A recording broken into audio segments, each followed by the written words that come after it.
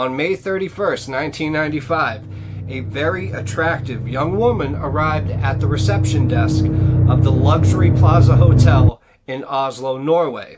Now, she was very petite and had short, dark hair, plus was dressed all in black. And she told the receptionist that she had a reservation under the names of Louis and Jennifer Fairgate. From there, she filled out the little registration card, and on it, she gave her address, in which she put down was in Verlaine, Belgium. At that moment, the receptionist didn't ask if Mr. Fairgate was going to be checking in as well. She just assumed the man that she saw lurking in the background behind her was her husband, Louis. So she said, "Welcome to the Oslo Plaza Hotel," and handed her key card to room 2805 and said, "I hope you enjoy your stay."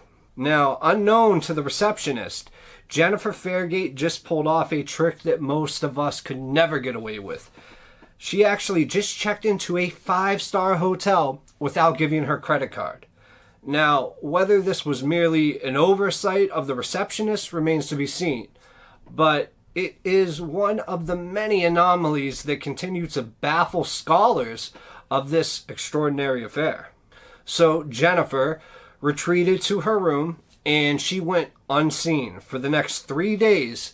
Then eventually the credit card error was picked up and a staff member was sent to room 2805 to resolve this matter. And when the staff member got up there, there was a "Do Not Disturb" sign on the door, but the employee decided to knock anyway, and there's no way he could have expected what happened next.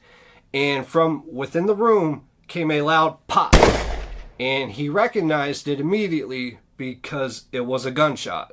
The staff employee at this point is very alarmed by the sound of a gunshot, so he immediately sprinted toward the corridor and took cover. Then from there, he peered around the corner to keep room 2805 under surveillance. And with bated breath, he expected to see someone exiting the room at any moment. Perhaps it was the person who fired the gun, or maybe the victim who got shot. But in his surprise, the door remained closed during the few minutes that he was watching.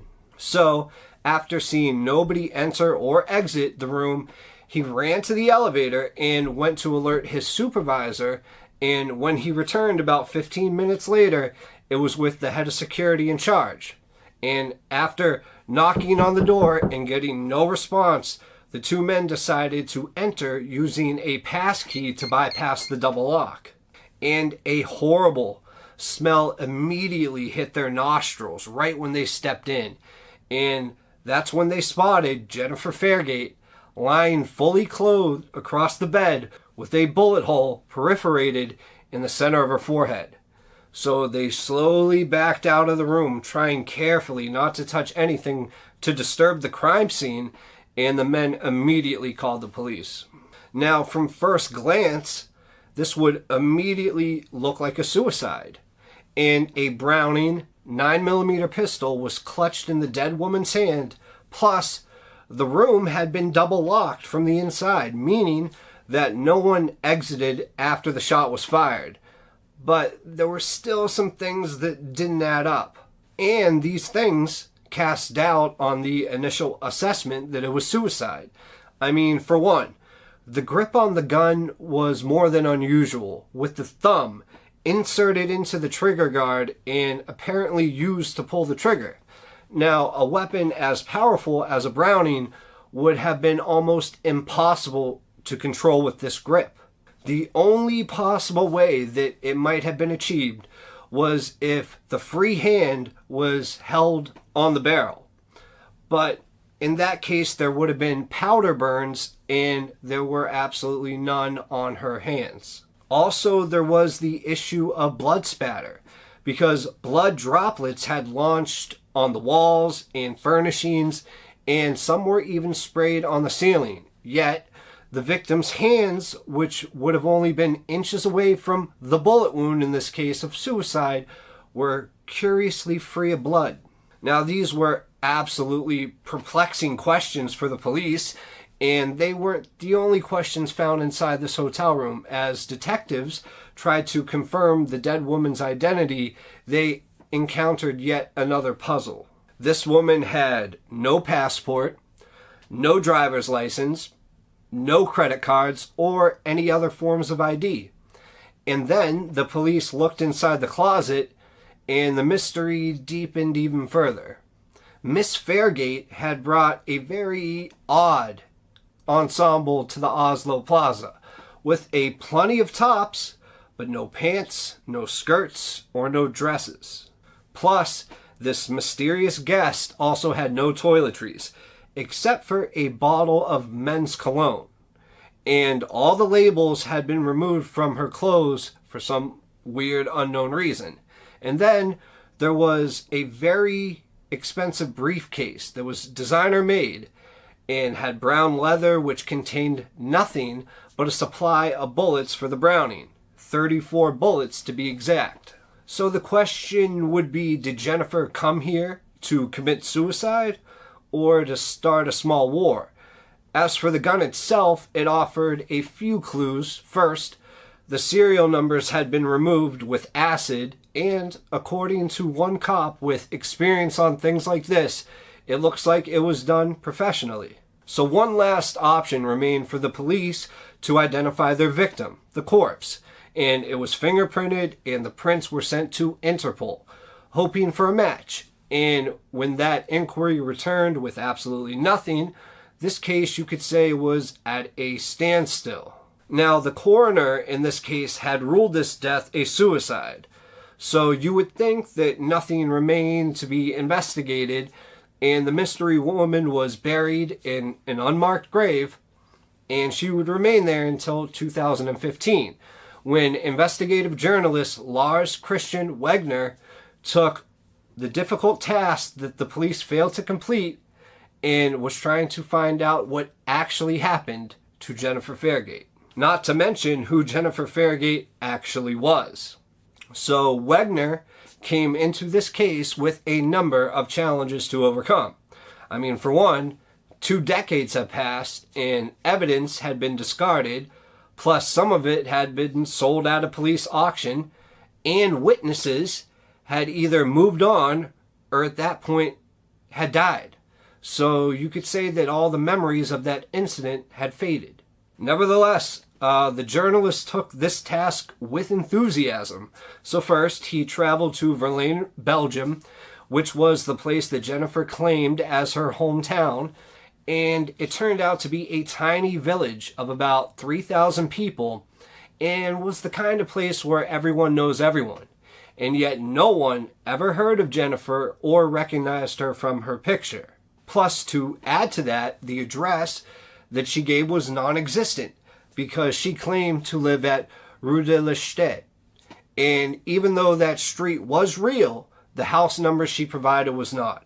So with the address being a dead end, just as Wagner suspected it might be, his next move was to return to the scene of the crime and to examine the records of Jennifer Fairgate's stay. Now here is where a new mystery would emerge, because until now, the narrative described her as a deeply depressed young woman who checked into a luxury hotel with the main intention of ending her life. And after remaining in her room for 3 days, she'd eventually find enough courage to do it. So she pulled the trigger just as hotel security was about to enter. The records, though, told a different story, because Jennifer had not remained in her room. In fact, her key card had been used several times, and on one occasion, she had been away from the hotel for about 20 hours. So where was she, or what was she doing that whole time?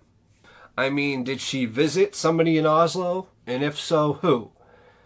And why didn't that person come forward when the story was all over the newspapers and when the police were appealing for any information?